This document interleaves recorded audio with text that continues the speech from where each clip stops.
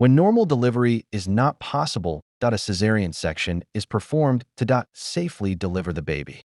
It is commonly done in cases like fetal distress, where the baby is not getting enough oxygen, abnormal fetal position like breech presentation, or previous cesarean scar, where normal delivery may not be safe.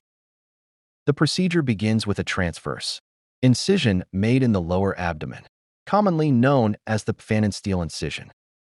The surgeon carefully dissects through the layers, skin, subcutaneous tissue, and muscle to reach the uterus. Once the uterus is opened, the baby is gently delivered through the incision.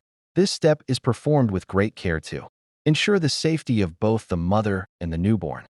After delivery, the umbilical cord is clamped and then cut, separating the baby from the placenta. To separate the placenta, an injection of oxytocin is given intravenously in a calculated dose.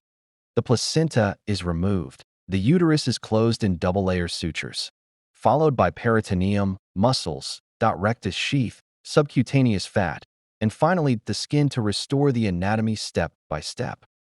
Skin closure may be done using interrupted or subcuticular stitches, completing this life-saving procedure. Finally, a sterile dressing is applied over the surgical site to prevent infection and promote healing.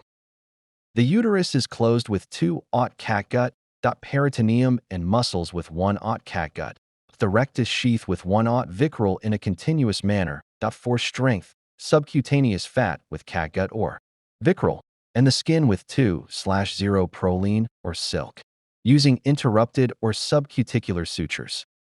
Cesarean section is a safe and life-saving surgical procedure when performed under proper medical care. It plays a crucial role in protecting both mother and baby during complicated deliveries. Visit our playlist. Gyne instruments and procedures on MedScope.